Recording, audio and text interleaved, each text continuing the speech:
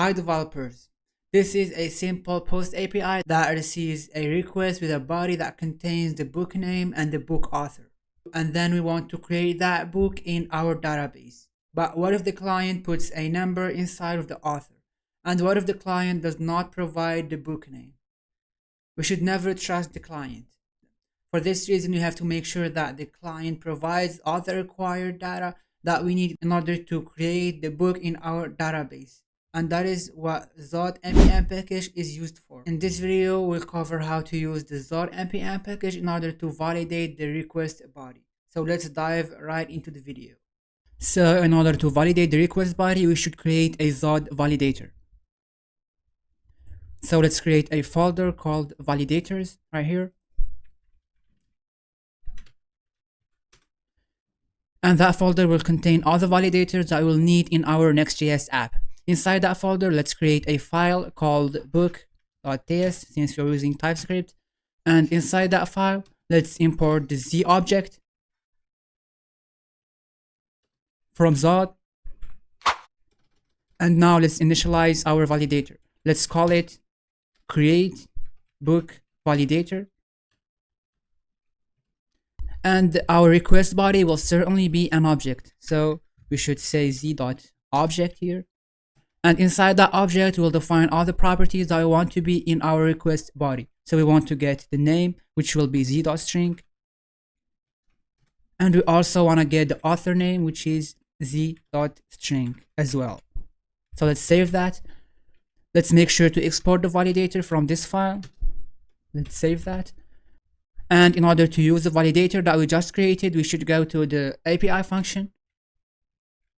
From here, we should parse the body using the validator that we just created. So instead of extracting the body right here, let's just get the entire body. And now we should initialize the parse body. Let's call it parsed body.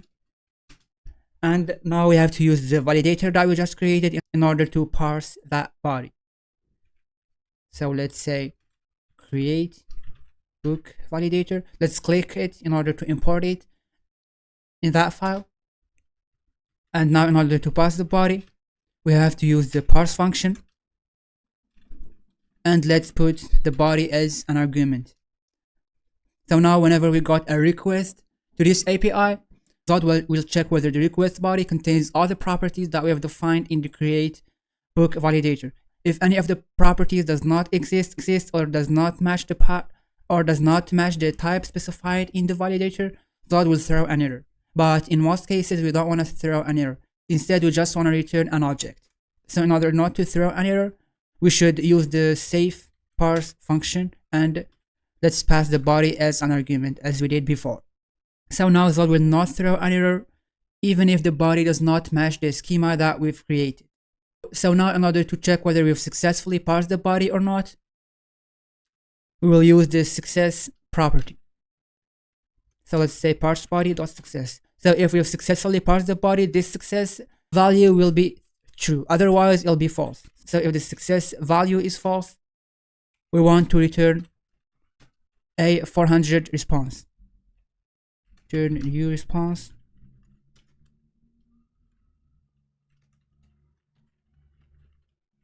JSON.stringify.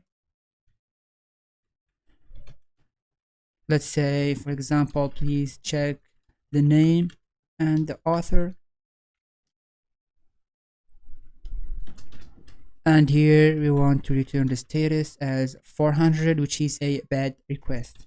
If we've successfully parsed the body, we want to create our book. So here, let's pass the name of the book from the parse body.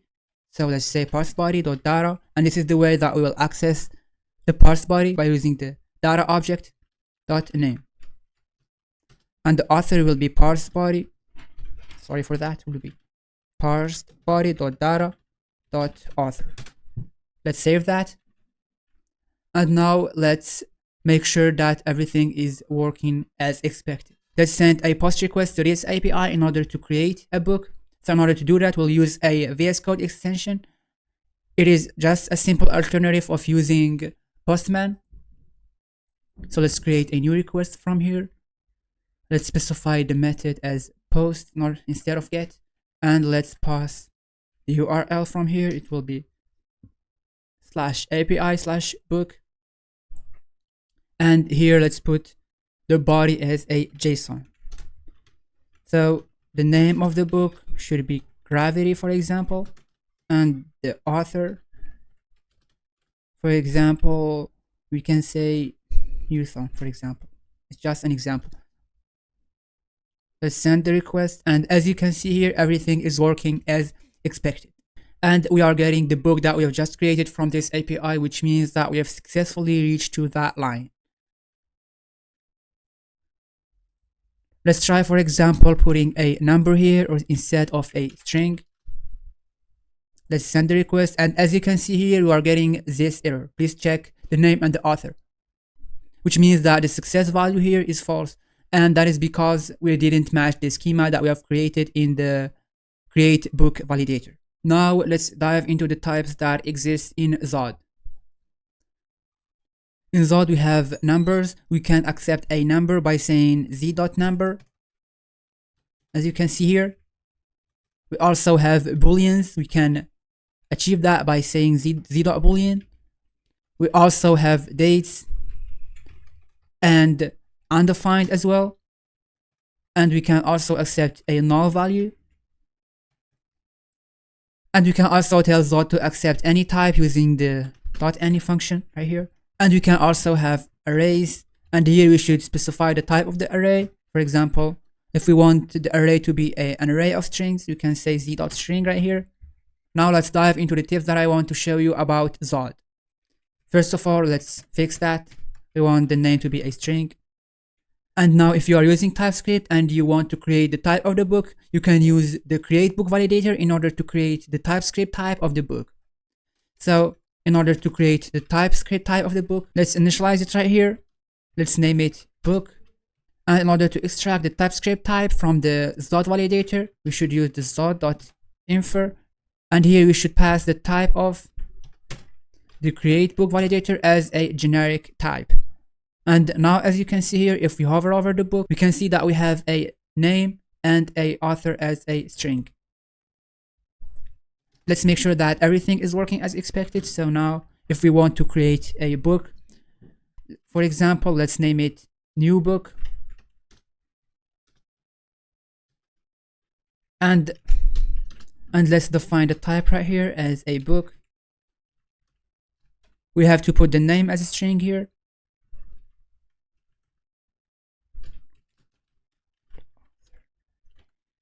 Let's also put the author here as a new font. And as you can see here, we don't have any TypeScript error. If we try to remove the author here, we'll get a TypeScript type saying that the author is missing on the book type. Let's get rid of that. So here on the create book validator, both the name and the author will be required by default. That means that if the object does not include the name or the author, Zod will throw an error. So let's say that we want the author to be optional. So in order to do that, we have to say .optional right here. Let's invoke that function, and now Zod will not throw an error even if the author does not exist on the request body. We can also define the default value of the author using the default function. Let's set the default value to be owner, for example.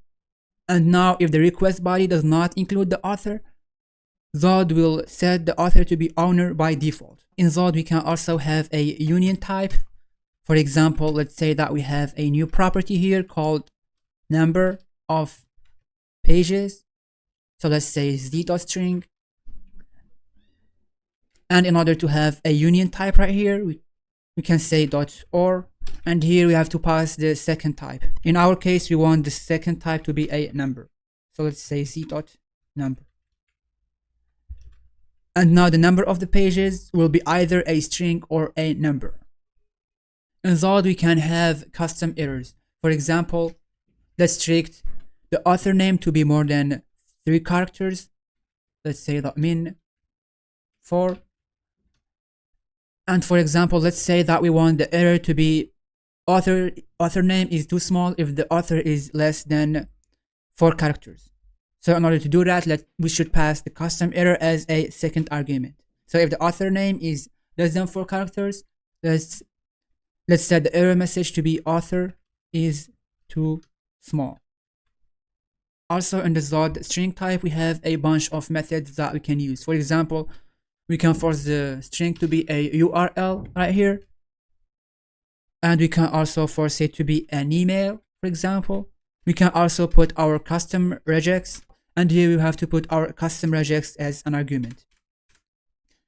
Also on the number type, we have a bunch of other values. For example, we can force the number to be greater than a certain number. For example, if we want the number of the pages to be greater than 4, we can say 4 here. We can also force the number to be an integer.